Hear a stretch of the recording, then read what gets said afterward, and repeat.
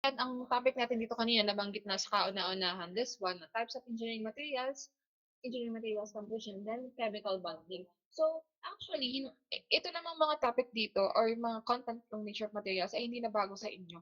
Na-encounter niyo na to probably in Gen Chem and even in or during your senior high school or even possible yun sa na-encounter niyo din to during your junior high school discussions, no? So, for learning outcomes, so by the end of this chapter, meron tayong 5 learning outcomes. So, una, determine the fundamental concepts in material science and engineering. Cite the criteria that are important in the material selection process. 3, cite the 4 components that are involved in the design, production, and utilization of materials and neatly describe the interrelationships between these components. And then 4, enumerate the classification of materials and note the differences between them. And then last one, people describe ionic, covalent, metallic, and van der Waals for bonds. Okay. So for the topic, these are the topics. So why study materials? Ba't ba natin kailangan pag-aralan materials and materials and MSE, types of engineering materials. Again, this will be an overview for the types of engineering materials and then engineering materials and composition. In engineering materials composition, sorry, and chemical bonding. So basically in this lesson, na-introduce kayo dun sa interconnectivity ng processing, structure property, and performance ng, of course, ng design, production, and also, pinaka-important, utilization ng materials. And also, kung ano ba ang role ng material scientist and engineer. So actually, magkaiba pa sila ng simply material scientist and material engineer. And yung tatlong important na criteria sa pagpili ng materials or sa material selection. Okay, then you will be also introduced sa classical classification ng material. So that is yung metals, ceramics, polymers, and as well as composites and mga advanced materials classification na ginagamit for, of course, sa mga modern application, usually for high-tech application. So, bakit natin kailangan pag-aralan sa materials? Sa tingin niyo, bakit kailangan natin pag-aralan sa materials?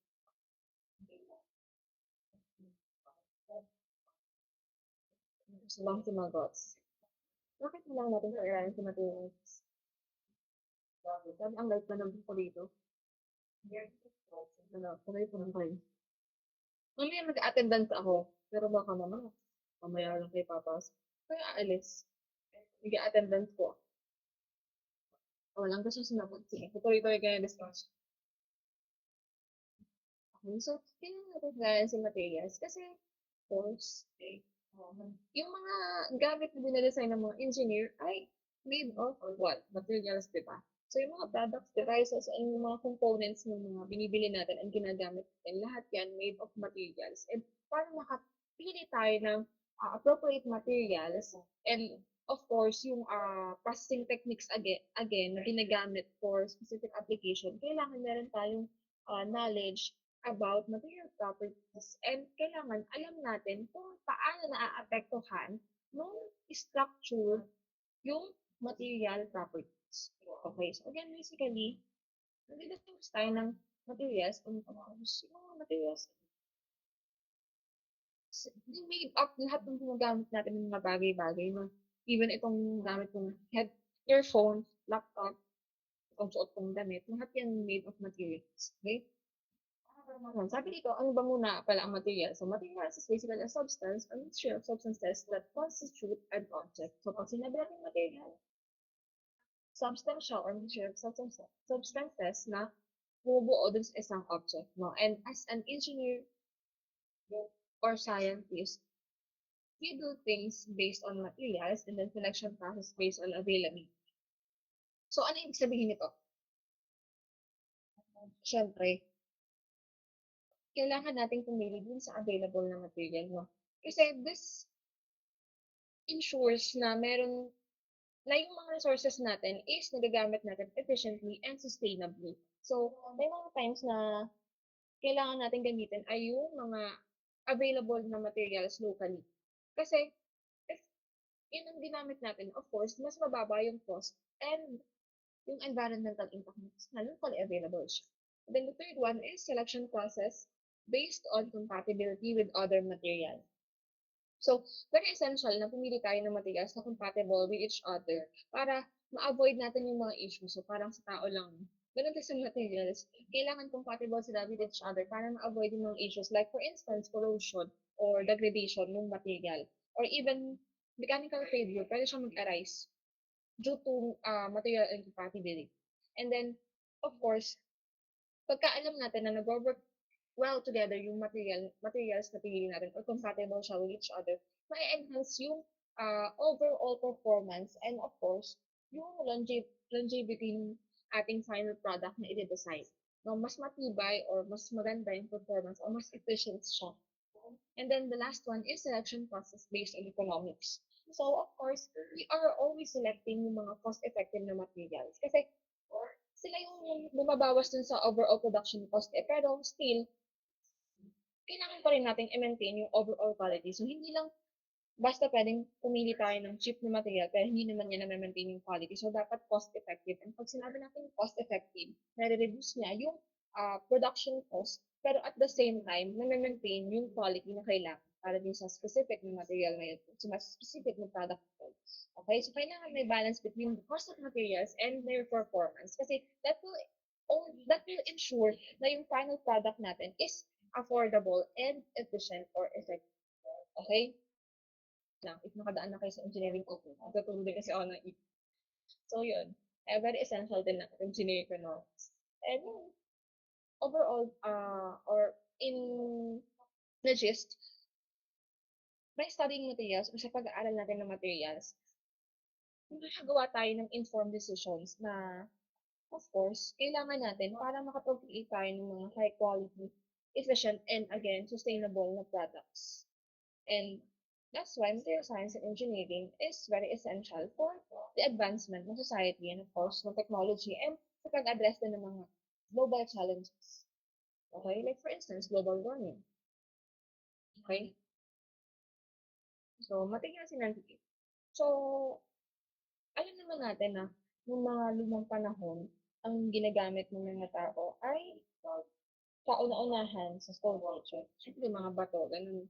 And if you're going to reflect, oh, kung ano kaya ang magiging buhay natin kung wala tayong material na ginagamit ngayon, ay nasa stone age pa din.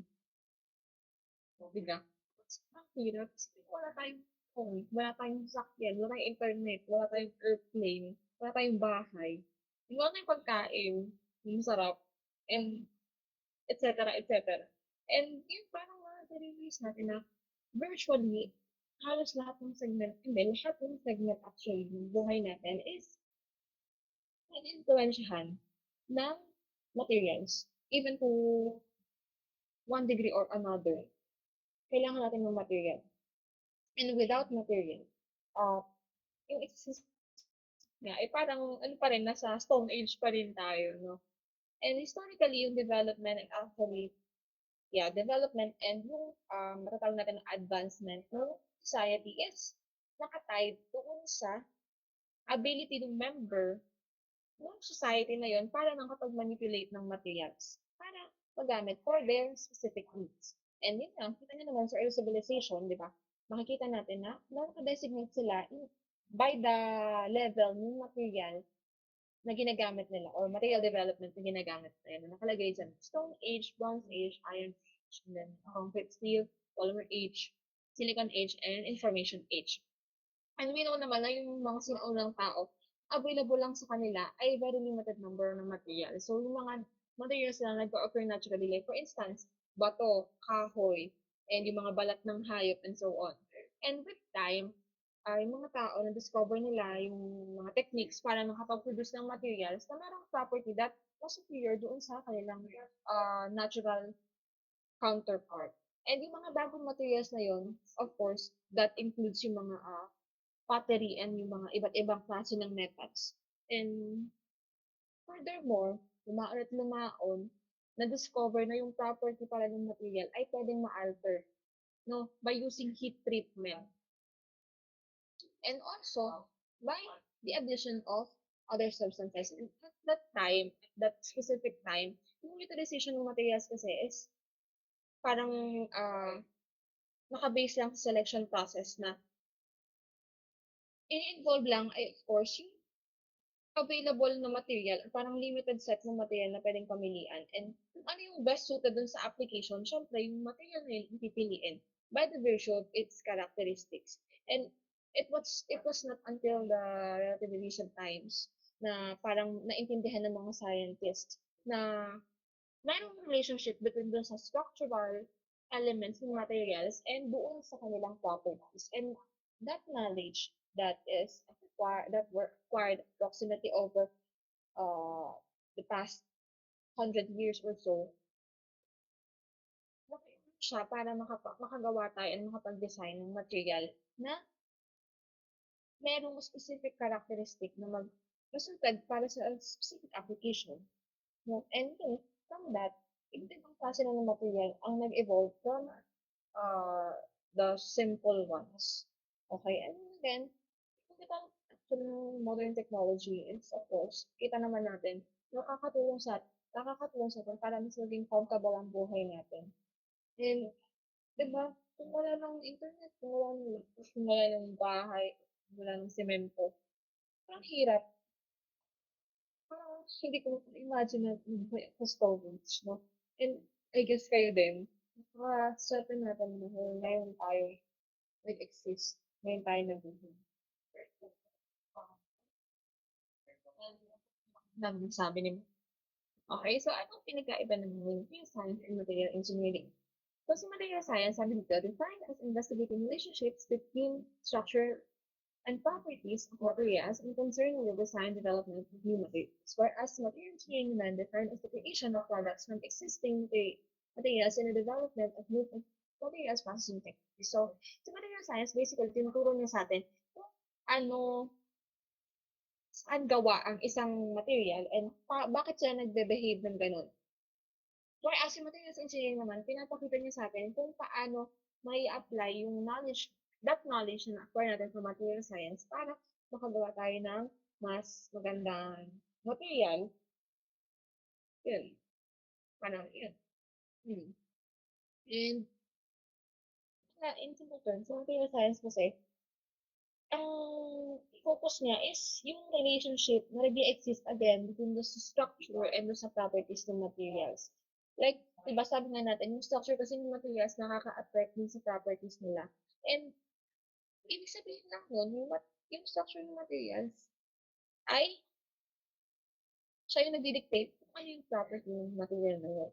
As in material engineering naman, materials engineering, ini-involve naman niya yung knowledge dun sa structure-property relationships para makapag-engineer ng structure ng material para makapag-produce ba siya ng ng specific na properties. Kasi again nga, yung properties ay nakadepende doon sa structure ng material. So, with that structure property correlations na magiging natin sa material science, we can then design or engineer the structure of a specific material para makaproduce tayo ng specific or predetermined na set ng properties. Okay?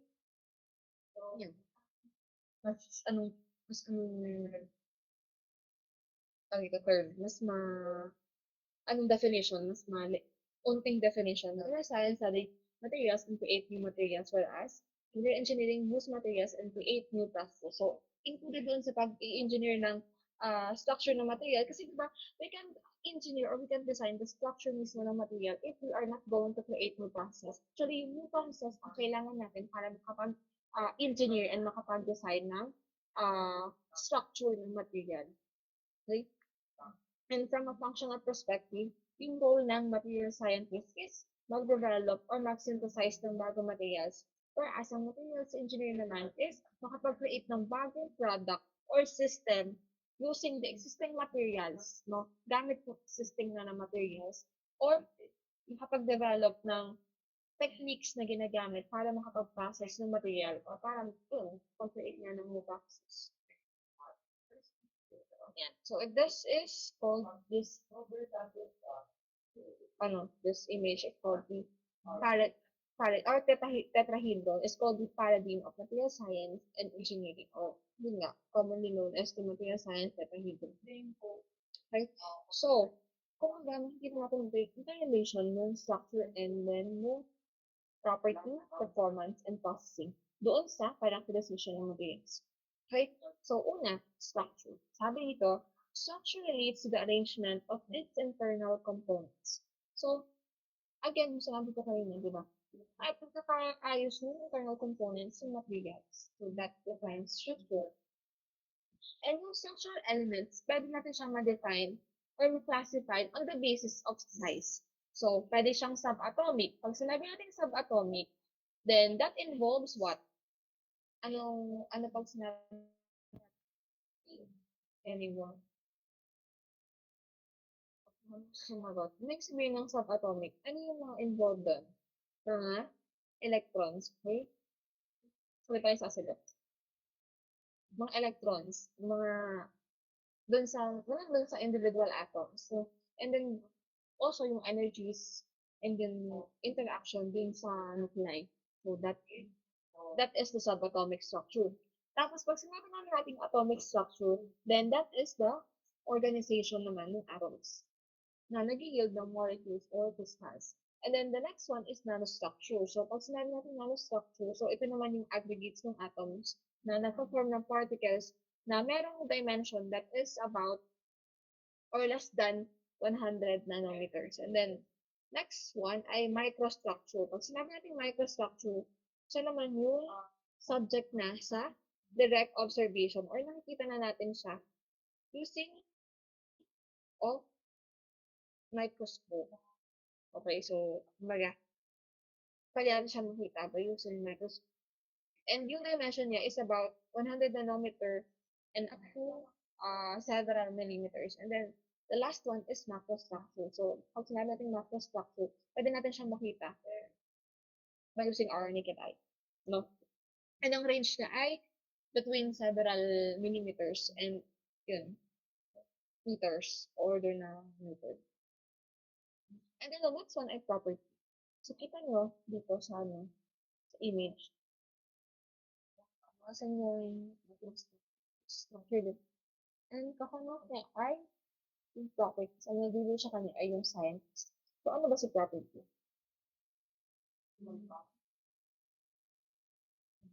So, meron lang si property ay sabi ko, material trait in terms of the kind and magnitude of response to specific imposed stimulus. So, ito ay some kind of response related to specific substance. Hindi ko tayo na example para mas madali maintindihan. Diba? Kapag ginagamit natin yung materials, lahat sila ay exposed sa external stimuli. And that's external stimuli that usually evoke some types of responses. Like for instance, pag ang isang specimen ay in-expose natin sa force, no? Bawa, kung ano mang material in-expose natin sa force. Halimbawa itong pen ko, in-expose natin sa force. Di ba pwede siyang ma-deform?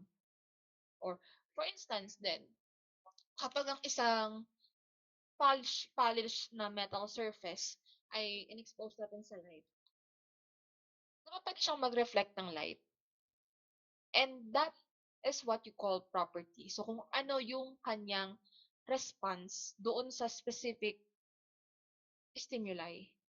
Okay? And yung property ng material is parang, yun nga, in terms of the kind and yung magnitude nung response dun sa specific imposed stimulus. And generally, yung definition ng properties ay independent doon sa size and shape ng material. So, it doesn't matter kung anong laki niya or anong size niya. Nakadepende lang siya doon sa kung paano siya magre-respond doon sa stimuli na inilagay sa kanya. Like, for instance nga, pag sinubject mo ang isang bagay sa force, pwede siyang ma-deform, pwede siyang masira. Okay? And in addition to dun sa structure and properties, ang dalawa pang important na components na involved doon sa course sa MSE ay processing and performance. So, si processing, sabi dito, steps needed to create a material. So, with regards doon sa processing, kasi, yung kasing structure ng material ay nakadepende sa kung paano siya pinanases. And 'di ba, alam din natin naman na yung property ng material ay nakadepende dun sa structure ng material, no? And yung sa performance naman ay function naman siya ng property. Sabi dito, how good a material is usually a function of property. And kumbaga again, kung pagtutugma-tugmain natin yung relationship ng materials, again, yung structure ng material ay nakadepende doon sa kung paano siya pre-process. Kita niyo, may this one, structure, nakadepende siya sa kung paano siya pre-process. And yung property naman, nakadepende doon sa structure ng material. And furthermore, yung performance naman ng material ay function ng properties. Kasi syempre, pag sinabi nating performance, gaano siya ka-efficient, gaano siya kaganda, gaano siya kaayos, nakadepende siya sa kung maganda ba yung property ng material.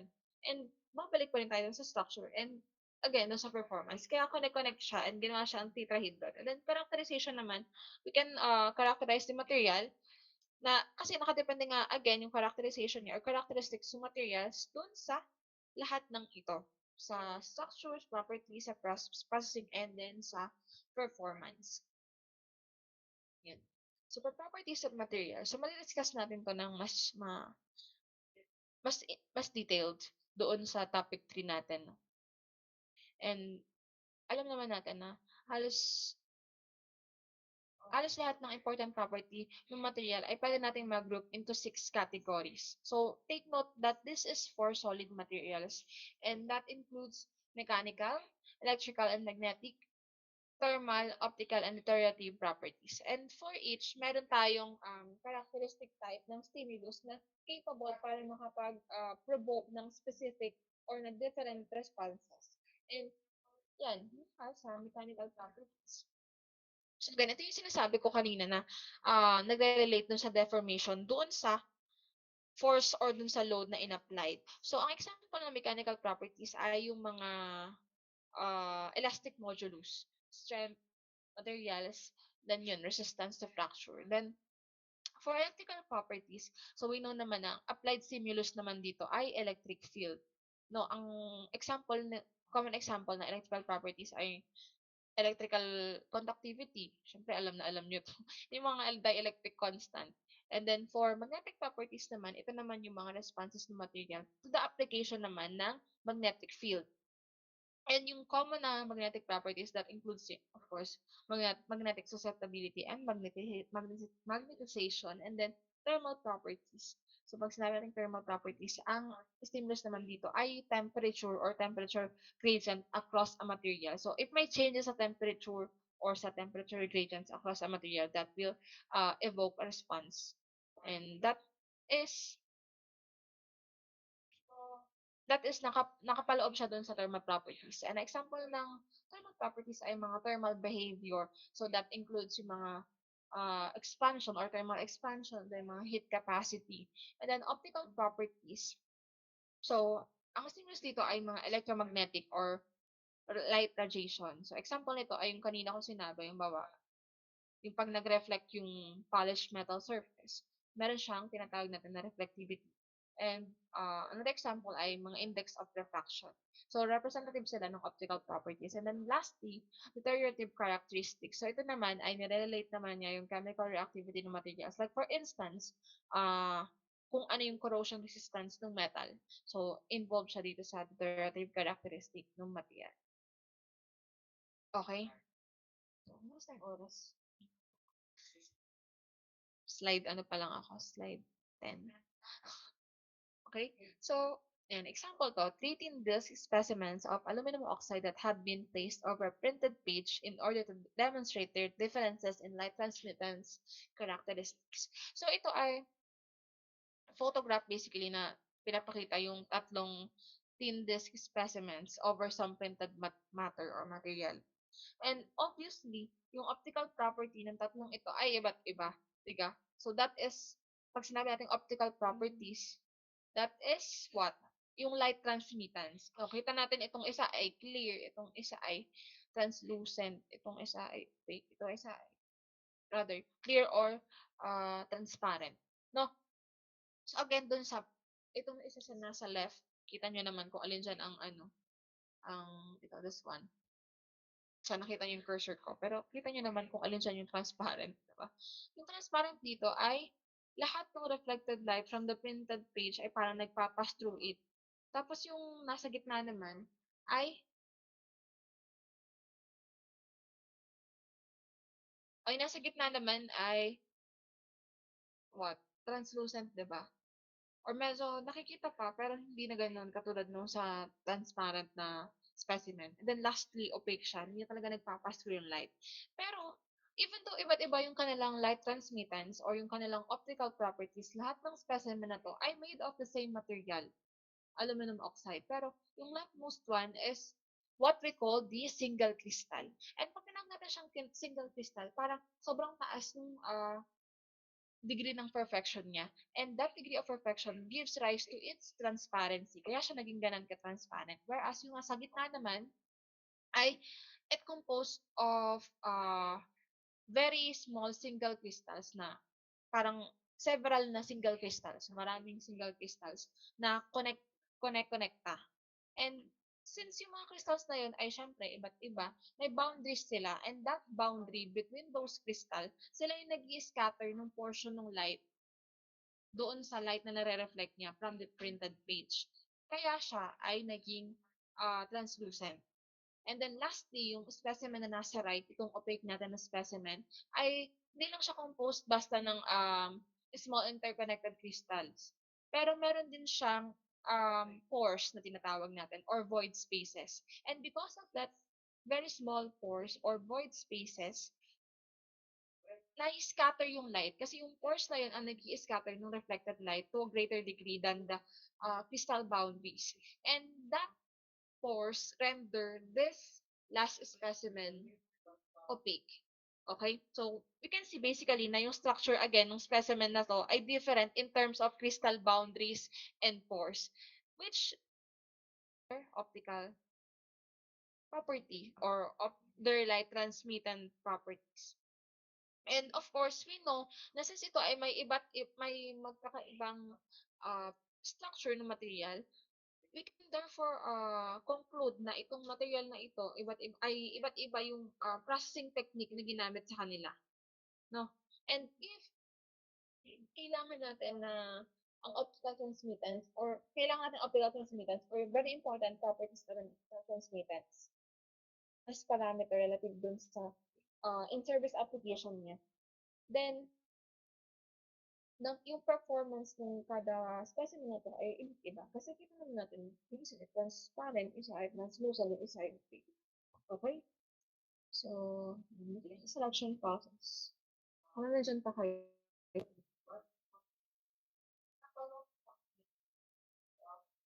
yes, doon pa lang kayo. Okay pa ba kayo? React na lang.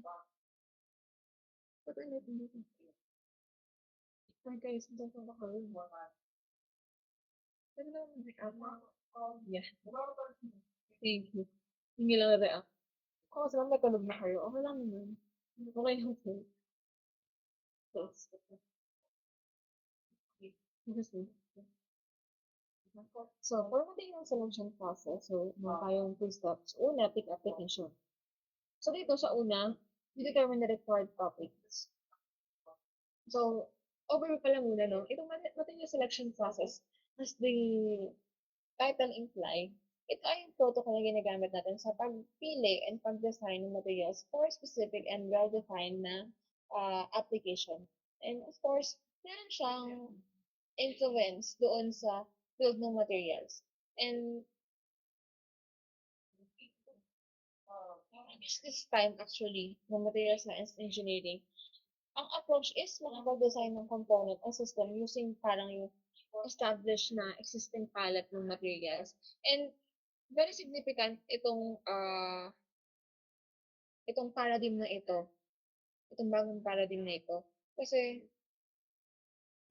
nire-reflect niya yung very famous na quotation na parang 'pag nagawa yung isang material, na-develop siya or na-produce, yung properties or phenomena ng material ay nag-e-exhibit siya ng parang central concern. Okay? Or kung ano na nasasabi ko.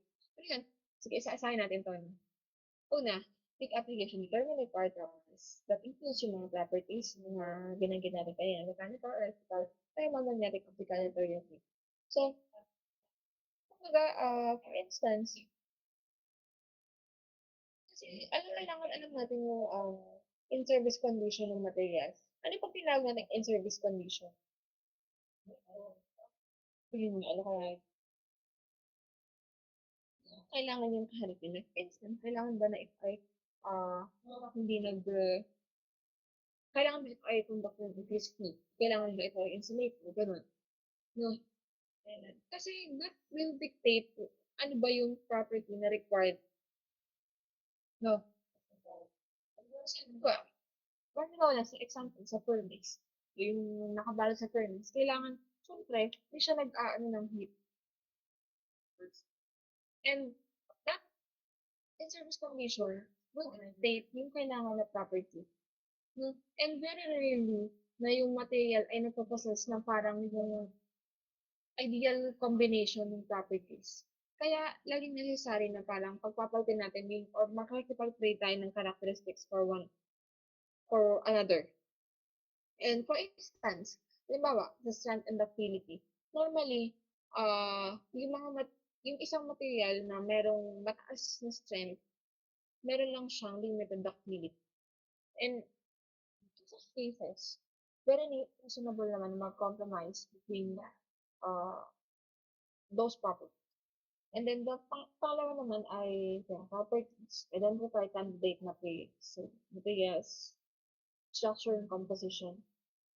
So, yung second selection consideration is, halimbawa, merong deterioration ng material properties na pwedeng mag-occur during the in-service condition. Like, for instance, pwede magkaroon ng significant na reduction dun sa mechanical strength. That arises because of repeated exposure, halimbawa sa elevated temperature or sa corrosive environment or sa any corrosive chemical. And then lastly is, yan, material identify required processing. And ito ay parang yung pinaka-overriding consideration is yung pinaka-economics. No? Parang, ano ba, ano ba kamahal yung finished product? No? Pero kasi ang material ay, ano parang nito, meron siyang optimum set ng properties, pero sobrang mahal naman niya. And on the same, in the same, same situation, kung sa situation na yun pala, parang kailangan pa rin mag-compromise. No? Kasi yung cost ng finished piece ng material ay include niya, of course, yung expense na kinakailangan para makapag-fabricate. And of course, makapag-produce ng desired shape. Kaya kailangan, yan eh, sabi nga dito, identify the required processing. Pero hindi basta-basta gamitin yung processing. Okay? And of course, again, sinabi nga natin kanina, the more familiar we are doon sa iba't ibang characteristic and of course, structure-product relationship as well as dun sa uh, techniques na ginagamit natin para makapag-process ng materials, then the more we will become proficient and confident sa pagpili or sa pagde-decide based on this criteria. So, application, properties, and material. So, dun sa material, identify natin dito ang requirement process. Okay? So, tayo pa yung materials. So, again, common ay metals, ceramics, polymers, and compost. So, yung composite ay iba't ibang parang mixture ng iba't ibang klase ng material. Okay, so, composition ng material, meron tayong three basic constitution ng solid materials. Yun naman ko kanina doon sa syllabus discussion. The metals, ceramics, and polymers. The three other groups of important engineering materials are composites, semiconductors, and biomaterials. Okay? So, isa-isahin natin ito ngayon. Pero again, hindi siya sobrang detailed kasi ang nila discussion ito will be sa reporting. Okay? So, for metals, so alam natin na metals is composed, or rather, metals are composed of one or more metallic elements. Okay? So, for instance, mga iron, aluminum, copper, titanium, gold, etc. And also, meron din siyang non-metallic elements. Like for instance, carbon, nitrogen, oxygen. In relatively small amounts lang. Okay, and then, yung mga metallic materials natin, ah, meron siyang non-localized electrons. Yung mga non-localized electrons na yun ay, sumama rin ng localized, hindi siya bound sa particular atoms. And halos, ano naman halos lahat, pero majority sa properties ng metals ay attributable doon sa kanilang non-localized electrons. So, for instance, di ba ang metal, alam natin na good conductor sila ng electricity and heat, and hindi sila transparent sa visible light. So, that property is attributable doon sa napakadami ng localized electrons sa metal. And yung kanina example din, yung polished na metal surface, di ba, meron siyang parang lustrous na appearance. Okay? So that is likewise attributable dun sa kanyang localized. In additions, in additions, in addition, some some met of the metals, bawa ay yung iron and cobalt, meron silang magnetic properties. Parang hindi lahat ay ng metal ang may magnetic properties. Yan. Sabi nito ay metals have a crystalline structure in which the atoms are arranged in orderly manner, then relatively strong and ductile at room temperature and maintain this strength even at high time. Then ferrous metal includes steel, cast iron, wrought iron, malleable cast iron, and iron-based metal. Non-ferrous include all other metals and their combinations such as copper, tin, zinc, aluminum, magnesium, and titanium. So yung mga atoms sa metals and yung alloy, again, naka-arrange siya in very orderly manner. And relatively dense sila in comparison sa ceramics and polymers. Napakatigas din nila, diba? And with regard sa mechanical characteristic nila, medyo stiff sila and strong, di ba? And even yung iba ay ductile, kasi sinabi natin ductile, capable siya sa what? Capable siya to be subjected to large amount of deformation without fracturing. And yun, parang resistant sila sa fracture. And that accounts for the basically for widespread use nila for some usually ginagamit sa methods, diba, for structural applications. Okay?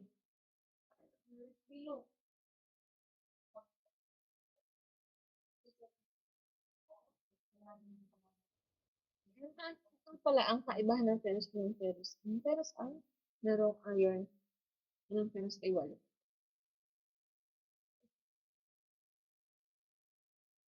Example ng metals, brass, aluminum, cast iron, copper, steel, metal sludge, and bronze.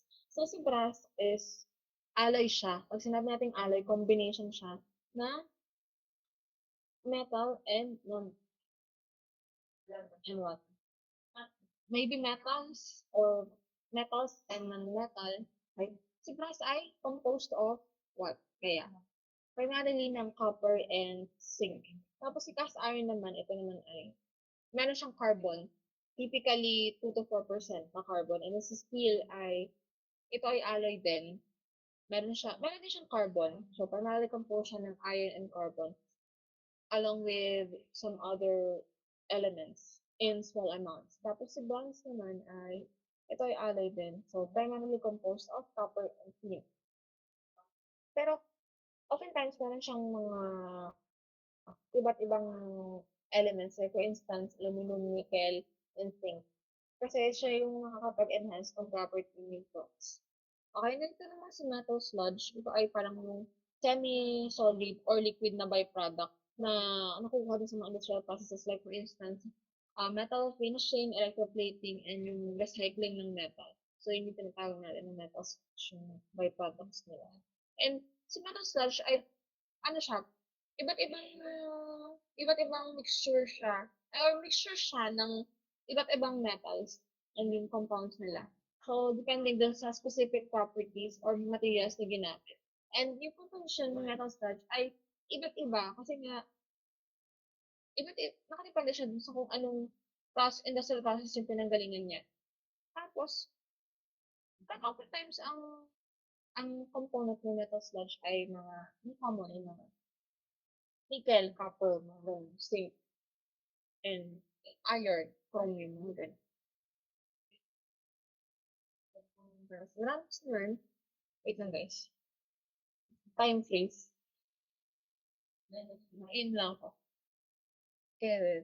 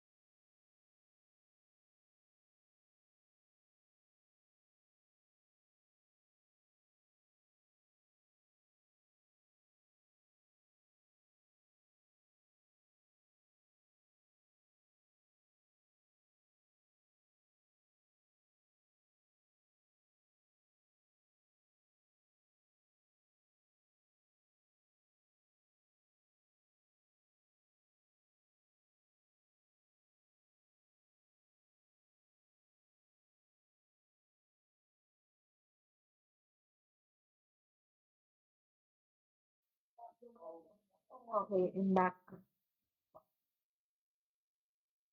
Pero actually hindi ako nakainom kasi walang tubig dito sa faculty. Anyways, so ayan. Next one ay ceramic. So sa ceramics, ayan, compounds between metallic and non-metallic elements. So frequently, yan, sila ay oxides, nitrides, and carbides. So for example, ang common ceramic materials ay yung mga alumina or aluminum oxide, silica, silicon dioxide, SiO2, and then yung mga SiC, silicon carbide, silicon nitride, Si3 and 4. And in addition, yung mga traditional ceramics na tinatawag natin, commonly natin tinatawag na traditional ceramics. So yung mga clay materials or minerals, yung mga porcelain, mga social, and then mga cemento and even yung glass. So that includes that is under the traditional ceramics tinatawag natin. In regard doon sa mechanical behavior ng ceramic material, so relatively stiff and strong din sila. Comparable yung kanilang stiffness and yung kanilang strengths doon sa metals. And in addition, typically, ang mga ceramics ay matitigas. So, kita niyo naman sa mga paso up, talagang pag pinukpok mo sa ulo mo ay bukol yan. And pero historically, yung mga ceramics ay nag-exhibit sila ng ah extreme na brittleness or lack of ductility. And madali sila ma-fracture. Pero of course, nag-advance ang technology and yung mga bagong ceramics ngayon, they are they are being engineered kaya kami ceramic engineering no na course sa BSU para ma-improve yung mga resistance nila to fracture. And yung mga materials na yon, usually ginagamit sila for cookware, mga ceramic na pan, mga kamamahal naman pero maganda talagang paglutuan, talagang quality. Yan. Yung mga cutlery and even yung sa mga ceramics ginagamit din actually sa mga engine parts ng sasakyan. Ganyan. Ang ceramic material din, usually ginagamit sila as insulation. Kasi yung property ng ceramic materials ay typically ano sila, insulative sila sa passage ng heat and even ng electricity. So, meron silang mababang electrical conductivity. And yun nga, mas resistant sila sa high temp. Kaya nga, may mga ceramic material na ginagamit for furnace applications. Sa mga, ganun example ko eh, ano nga pala to iin. Pero yun, may mga ceramic materials na yun, ina-employ for harsh environments. Kasi mas parang suited sila in comparison sa mga metals and polymers. And with regard naman sa optical characteristics, puwedeng ang ceramics ay transparent, puwedeng translucent or opaque. And some nung mga oxide ceramics meron din silang magnetic property. So, kung matatandaan niyo kanina yung example natin yung aluminum oxide, 'di ba? Merong specimen na transparent, may specimen na translucent, and may specimen na opaque. So again, nakadepende kasi siya doon sa arrangement or dun sa structure ng material doon sa specimen. So, even though same sila ng ah, material, pero yung structure ng material na yun ay magkakaiba. Kaya, iba-iba yung kanilang optical properties. Okay. Ay, lumipat. Ayun pala yun. By the way, merong ceramics na merong magnetic properties. So, nag-exhibit ng magnetic behavior. Like, for instance, ay yung mga oxide ceramics na Fe3O4. Yan, example ng ceramics. Mga traditional lang to ng mga paso. Kasi yan, mga usually ginagamit ngayon. Mga component ng kung ano mang machinery. Yan. Next one ay, malapit na to guys. Siguro mga 10 slide na lang. Polymers. So, yung mga polymers, this includes yung mga similar plastic and rubber materials. So, karamihan sa mga polymers ay organic compound. Pag sinabi natin organic compound, based sila sa carbon, hydrogen, and other non-metallic element. Kung tatandaan nyo yung CHON or CHON, oxygen, nitrogen, and then in addition, mga silicon. Ganun. And furthermore, yan, nakalagay naman dyan, meron silang very large molecular structures. Often chain-like sila in nature. And meron silang backbone ng carbon atoms. Okay? And ang common and familiar polymers ay kung common nga din sa inyo, yung mga polyethylene, nylon, PVC, yung mga common na polymers, PC, polycarbonate, polystyrene, PS, and then mga silicone rubber. So again, polyethylene, PE, tapos ay nylon, tapos polyvinyl chloride or PVC. Very common yung PVC. Then polycarbonate, PC, polystyrene, PS, and then silicone rubber. And yun. Typically, ang polymers have low densities and may be extremely flexible. Pero even though, excuse me, meron silang low densities, yung kanilang mechanical characteristic ay the similar ah doon sa mga metals and ceramic materials. So, hindi sila kasing tigas and kasing strong nung mga iba. ng iba't ibang material types. However, dun sa basis ng kanilang low density, many times yung stiffness and strength nila on a per mass basis ay comparable naman doon sa metals and ceramics. No, pero yun.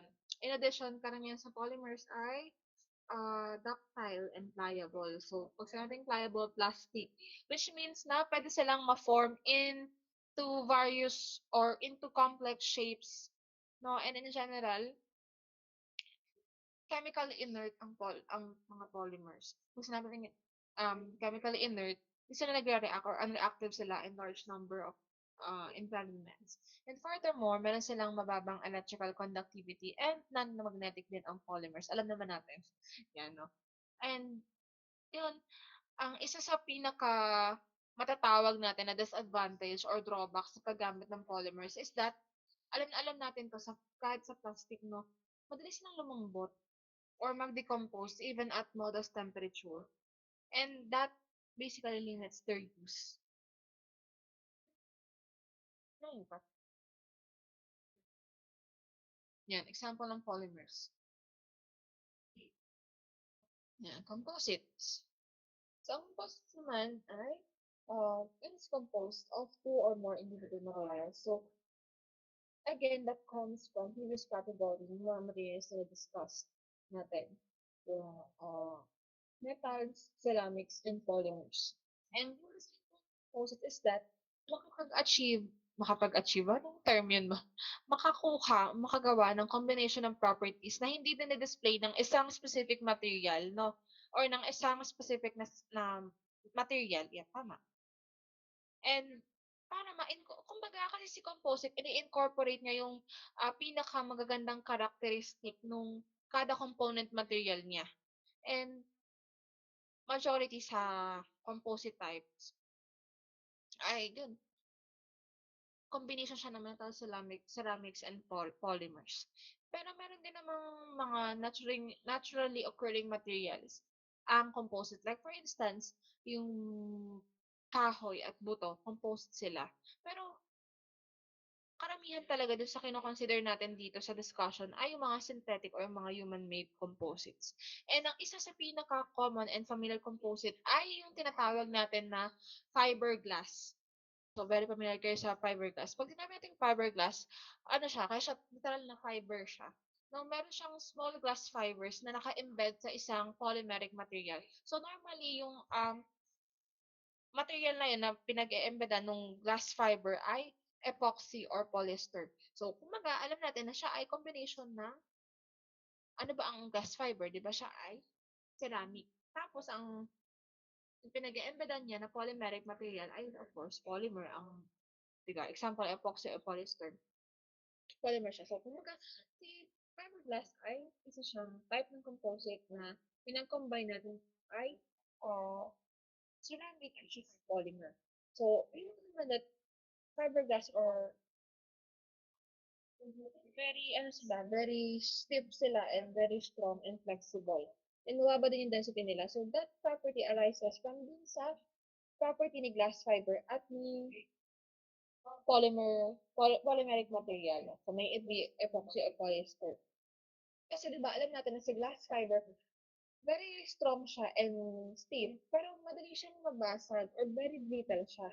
Pero yung polymer natin is, what do you call that term? Mas flexible siya in comparison kay glass fiber. Kaya nagsama siya, nag-result sa fiberglass na sobrang tigas niya, sobrang strong, pero at the same time, flexible din siya. And mababa din yung density niya. So, those properties, kumbaga, arises from dun sa kanyang component materials, which is yung ceramic material at saka yung polymeric materials. So, dun sa ceramic material, ang nakuha niya ay, again, yung kanyang strength and yung kanyang stiffness, whereas dun naman sa polymeric material, nakuha niya ay yung kanyang flexibility and yung kanyang low density. And another important material is yung CFRP or yung carbon fiber reinforced polymer composite. So, nakalagay na sa term, carbon fiber reinforced polymer composite. So, it composed of carbon fiber and polymer. So, yung carbon fiber na naka-embed doon sa polymer, ganun.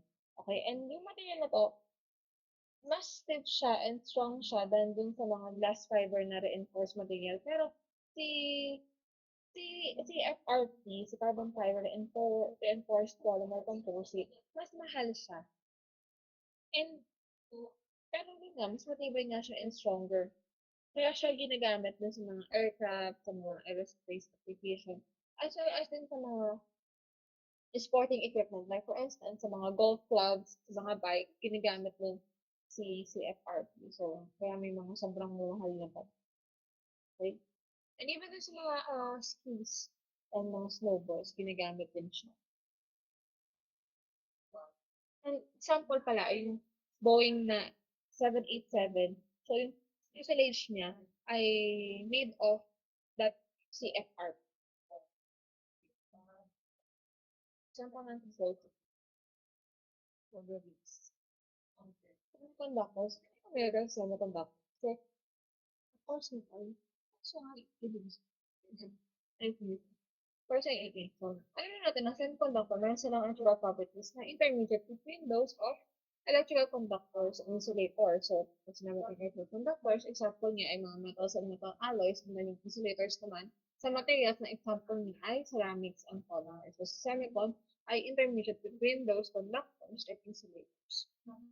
And furthermore, yung electrical characteristics ng mga semicon ay extremely sensitive dun sa presence ng sobrang liliit na concentrations ng impurity atoms.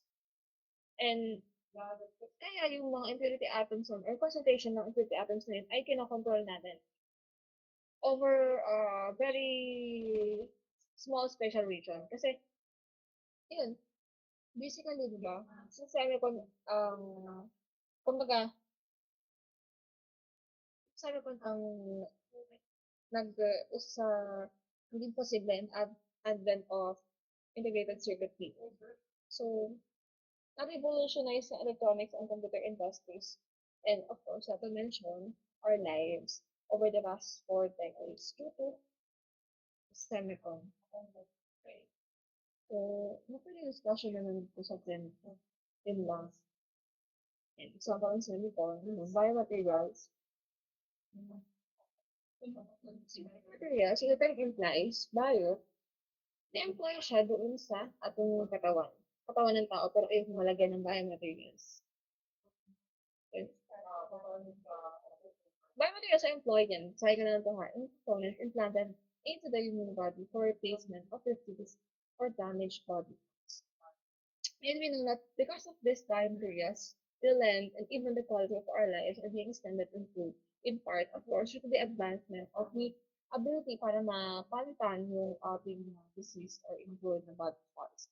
And yung mga replacement implants natin that are constructed of biomaterials, non-viable sila or non-living materials na ilalagay doon sa katawan ng tao or ini-insert, ini-integrate sa katawan ng tao para mag-function siya in a reliable, safe, and of course, physiologically satisfactory manner. While of course, interacting with the living tissue. Kasi syempre naka-insert siya din sa katawan mo. Ayun, nakikipag-interact din sa tissue mo. And that is why kailangan si biomaterials ay biocompatible. So, sinabi natin biocompatible, compatible siya with body tissues and fluids with which they are in contact. Okay? In contact over acceptable time period. So, of course, kung sinabi natin biocompatible materials, kailangan hindi sila i-elicit ng rejection or ng other unacceptable na responses or syempre bawal din siyang mag-release ng mga toxic substances. Kasi may mga ganong klase ng materials na even though siya ay tinanggap ng katawan or ng tissue ng tao, ang na siya ng toxic substances kapag nagtagal.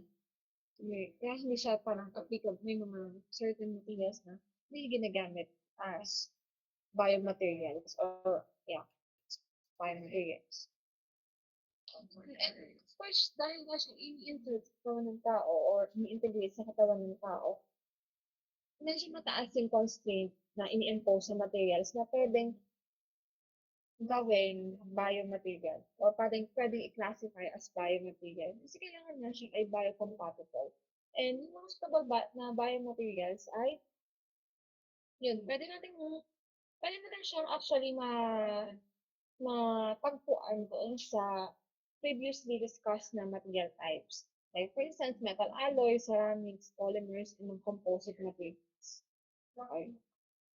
Yun lang, nakalagay pala siya dito. All of the above materials, wala ceramics, polymers, composites, and semiconductors will be used as biomaterials.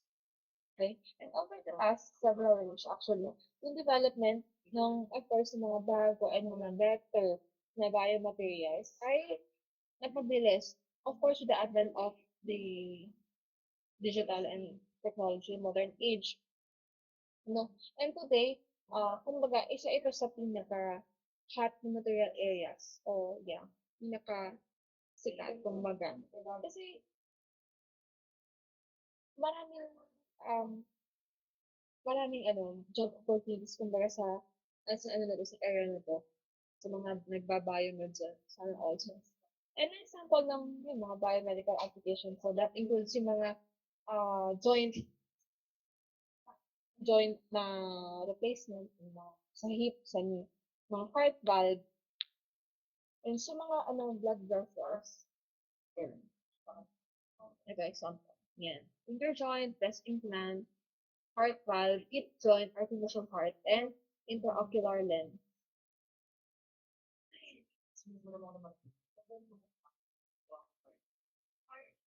Yan. Okay, patapos na tayo. Thank you, Lord.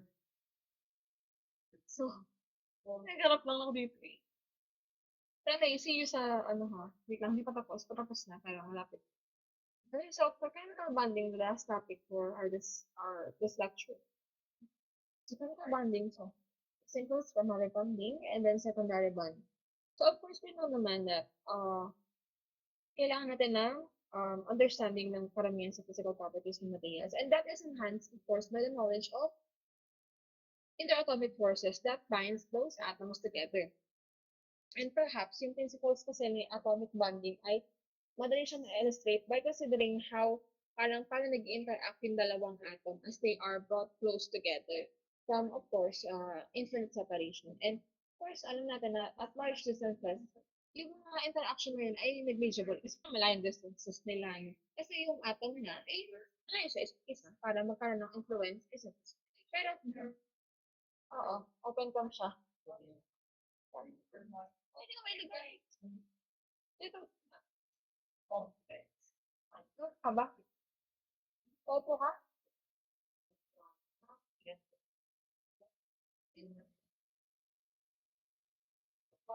Sorry, sorry guys.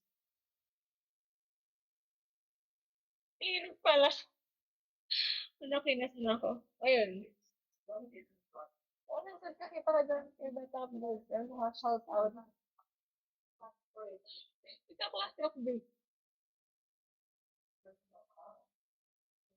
Ayun. So, ionic bonding. So, you are very familiar with ionic bonding. So, nakalimutan niyo. Hindi ko nakalimutan nila, pero the high school pa lang, elementary pa lang, hindi ko nag-uusap. And ionic bonding is parang siya yung pinaka-easiest na ma-describe and ma-visualize. And kalimitan ito ay nakikita din sa mga compounds that are composed of both metallic and non-metallic elements. So, yung mga elements na nandun sa horizontal extremities ng periodic table. Wait, tinatawag. Sorry, wait.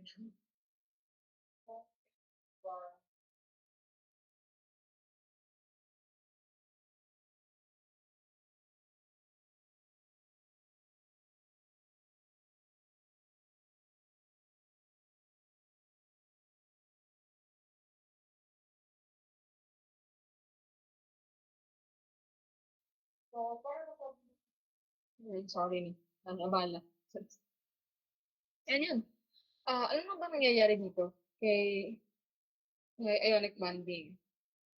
Ito ay basically transfer ng electrons. Ionic bonding formed when atoms of different elements lose or gain their electrons in order to achieve stabilized outermost electronic configuration found in the compounds that are composed of both metallic and non-metallic elements soluble in water and soluble in organic solvents and non-directional. So, yung mga atoms ng metallic elements, madali niyang i-give up yung kanilang valence electrons doon sa non-metallic atoms. And in the process, yung lahat ng atoms is makaka-acquire siya ng stable or inert gas configuration. So, kumbaga, completely filled yung kanilang orbital shells. Okay, and in addition to that, uh, nagkakaroon ng electrical charge kasi yung isa nabibigyan ng electron, yung isa nabawasan ng electron. Or in short, nagiging ion sila. Nakita niyo dito, yung Na atom, nag-transfer siya ng isang valence electron sa Cl atom. And nagkaroon sila both ng completely filled na orbital shells. And yan, nagkaroon na, naging ano siya, sodium ion, and then it is chlorine ion. Ay, oo, ceramics. Okay? Yan. And yun naman, that sodium chloride or NaCl is the a very classical example lagi ng ionic material. So, bakit ako mukhang 80? Okay. Yun yun. Kumbaga si sodium atom nga ay na-assume yung electron structure ng neon na meron siyang parang single positive na net charge with a reduction in size or nag-transfer kasi nga siya again ng valence electrons dun sa chlorine atom.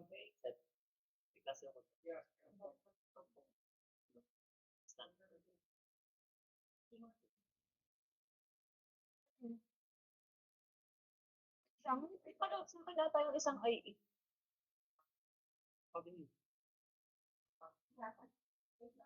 Sige po. Sorry. Okay. Tagal, sumilip siya. Oo, magsabi ka. Basta ito mo. Ayun, cyanic bonding ay lastly non-directional, no? Kasi kung natin non-directional, yung magnitude ng bond is equal in all direction along an ion. Kasi diba, kasi nga si ay may electron. Okay, and basically this follows the para sa mga ionic materials, para maging stable yung mga ionic materials, kailangan lahat ng positive ions ay merong uh, nearest neighbors na negatively charged ions as yung three-dimensional scheme and vice versa. Kaya nakita niyo po, yung Na plus ion, sabi siya, ano na Cl minus ion or and sodium ion and then chlorine ion. Okay? So, thank you, Lord. Okay, so for covalent bonding naman, so ito yung second bonding type. So yung covalent bonding naman, kalimitan siya nakikita dun sa mga materials na merong atoms nila ay merong small differences dun sa kanilang electronegativity. So, kumbaga, malapit sila sa isa't isa doon sa periodic table. And para sa mga materials na yun, yung stable na electron configuration ay na-assume siya by sharing ng electron. So, kung kanina sa ionic bonding ay transfer, si covalent ay sharing. So,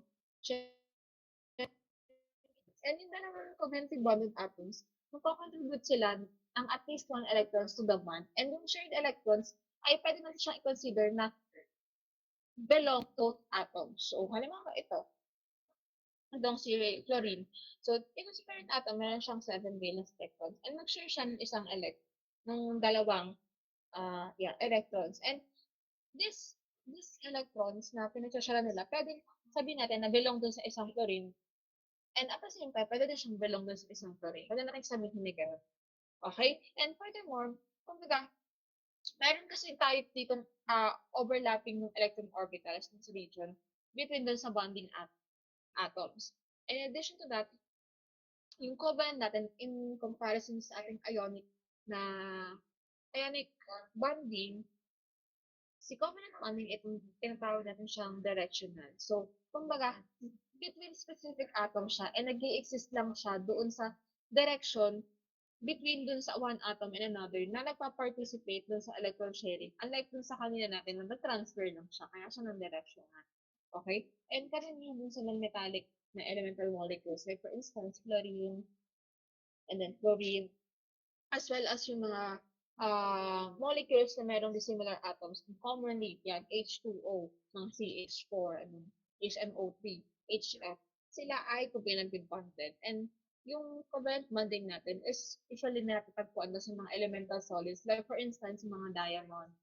that is carbon, silicon, germanium, and other other solid compounds na merong elements na nakalocate doon sa right side ng ating periodic table. Like for instance, gallium arsenide or GaAs, mga INSB, indium arsenide, silicon carbide, SiC, mga ganun, okay?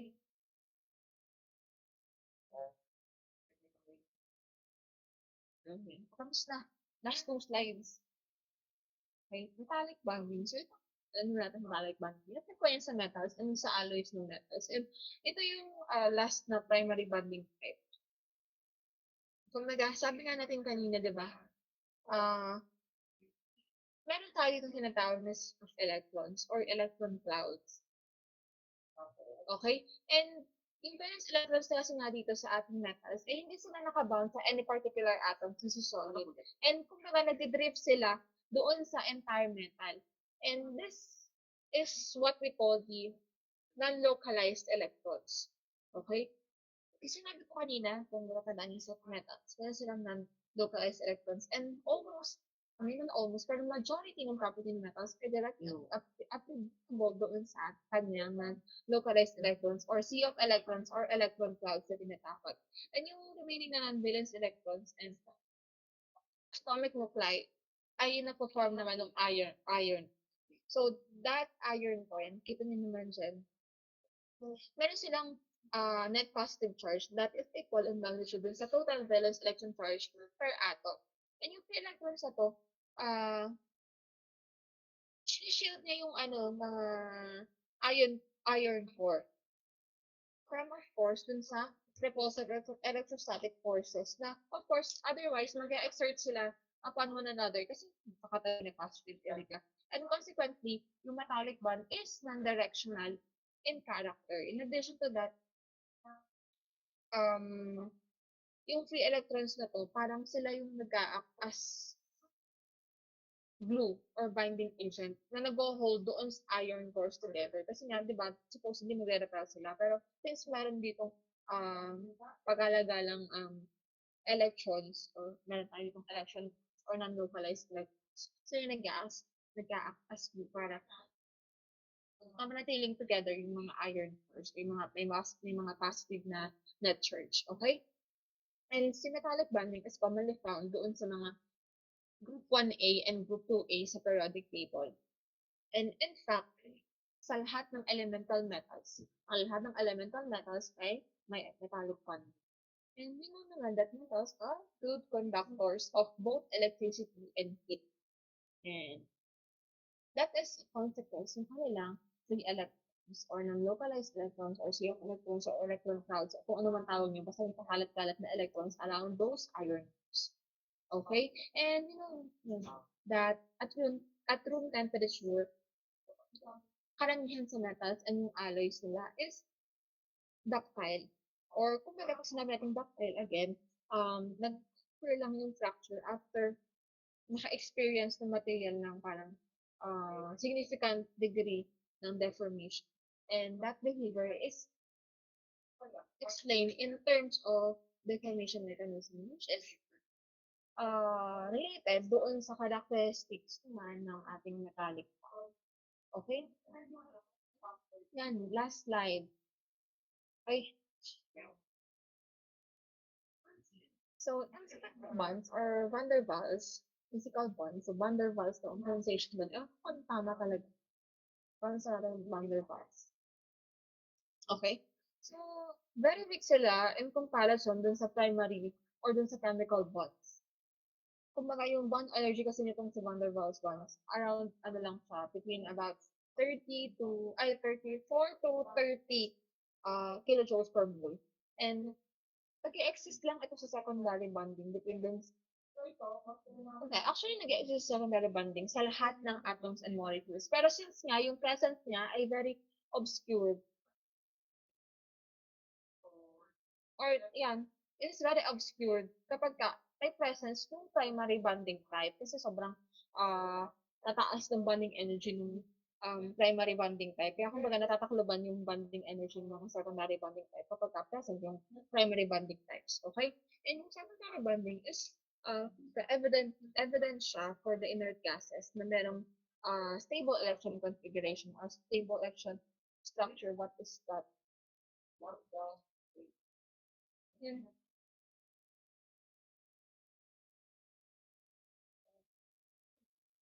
Okay, in addition, yung mga secondary or yung mga intermolecular bonds natin, ay possible siya between um, atoms or group of atoms which themselves are joined together by primary, yung, ano ba yun? By primary, sorry, may mga ano na, or intermolecular ionic or covalent bonds. Okay? Yan. And yun, again, yung mga secondary bonding forces natin, nag-a-arrange siya kung mga sa mga atomic and molecular na dipoles. And in essence, in dipole na tinatawag natin, nag exist siya kapag ka merong separation ng positive and negative portions ng atoms or molecules. And yung bonding ay nag-result dun sa parang Coulombic attraction between those positive and ng isang dipole and dun sa negative region ng adjacent one. And yung dipole interaction nag-occur siya between those mga induced dipoles and polar molecules. So, sila yung may mga permanent na dipoles and between dun sa mga polar molecules. So, yan, isa-isahin natin. So, dipole-dipole. So, itong dipole-dipole, basically, nag-occur siya between dun sa positive end nung, kita nyo naman dyan sa, sa drawing, no? Sa image. Sa positive end ng one polar molecule and then dun sa negative end ng another polar molecule. So, of course, that leads to attractive force between them. And then the second one is the polar molecule induced dipole. So, yung attraction na to, nangyayari naman siya kapag yung isang ion or yung polar molecule ay nag-induce ng dipole sa isang non-polar molecule or sa isang atom by this by the disturbance nung arrangement ng electron. So, kung itong si polar molecule in this dipole, with attraction siya, nag-result doon sa pag-approach ng isang ion. Like, for instance, yung cation, nag-approach sa isang polar molecule. Siyempre, mapunta pa siya doon sa partially negative na side ng polar molecule natin. And then, for dipole-induced dipole, ito naman ay weak attraction na nag-occur doon sa polar molecule-induced kapag yung polar molecule ay nag-induce siya ng dipole doon sa non-polar molecule. Kita niyo dyan sa image, meron siya, yung polar molecule natin ay nag-induce ng dipole doon sa non-polar uh, molecule or atom by rearranging its electrons. Kita niyo dyan. May arrow na, I think for partially positive, partially negative, papunta doon sa non-polar molecule. Okay? And then, last one, hydrogen bonding. Kasi interaction between dun sa hydrogen atom nandun sa mga polar NH, OH, or FH bond. Kasi electronegative, di ba? Alam natin, electronegative yung oxygen, nitrogen, and fluorine atom natin. Okay? So, yan. That ends in lecture 1. I hope you learned something kahit konting na lang. Pero, wait lang, bago ako umalis, ay ano muna ako. Please, paki-open ng cam. Mag-a-attendan pa ako.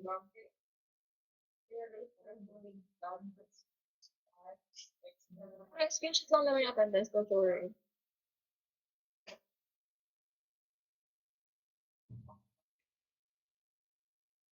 Open ng cam.